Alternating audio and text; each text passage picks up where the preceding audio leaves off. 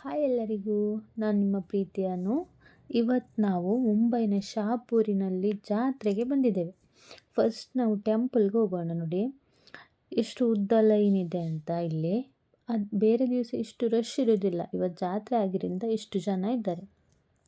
ನೋಡಿ ಇದು ಗಂಗೆ, ಇಲ್ಲಿ ಸ್ವಲ್ಪ ನೀರಿರುತ್ತೆ, ಆದರೆ ಈಗ ಇದರಲ್ಲಿ ನೀರು ಖಾಲಿಯಾಗಿದೆ ಅನಿಸುತ್ತೆ.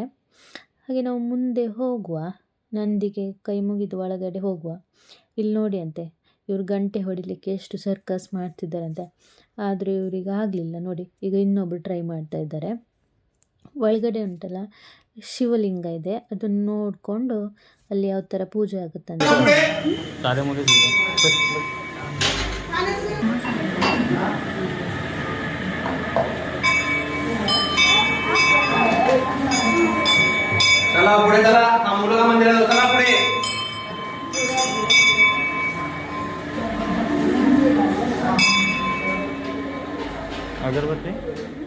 ಒಳಗಡೆ ಶಿವಲಿಂಗಕ್ಕೆ ಸ್ವಲ್ಪ ಹೂವು ಹಾಕಿ ಕೈಯೆಲ್ಲ ಮುಗಿದು ಈಗ ಪ್ರಸಾದ ತಗೊಂಡು ಇಲ್ಲಿಂದ ಹೊರಗಡೆ ಬಂದ್ವಿ ನಾವು.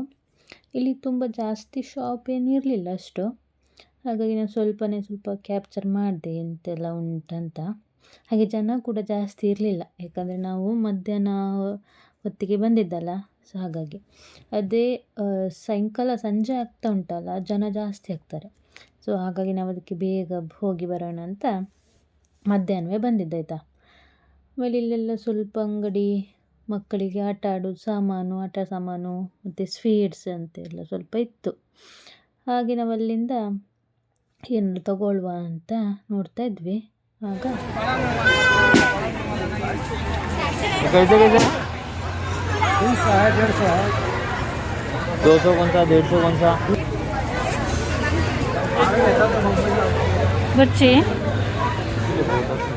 ಹಾಗೆ ಈ ಕಡೆ ಮಕ್ಕಳಿಗೆಲ್ಲ ಆಟ ಆಡಲಿಕ್ಕೆ ಜಾರ್ಬಂಡಿ ಅಂತೆ, ಟ್ರ್ಯಾಂಪೋಲಿನ್ ಅಂತೆ, ಹಾಗೆ ಜೂಲ ಕೂಡ ಇತ್ತಾಯ್ತಾ.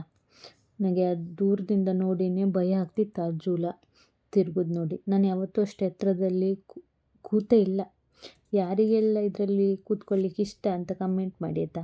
ನಾನಂತೂ ಕೂತ್ಕೊಳ್ಳಿಲ್ಲ ಇಷ್ಟುವರೆಗೂ, ಇನ್ನು ನೋಡಿ ನಂಗೆ ತುಂಬ ಭಯ ಆಗುತ್ತೆ ಅದು.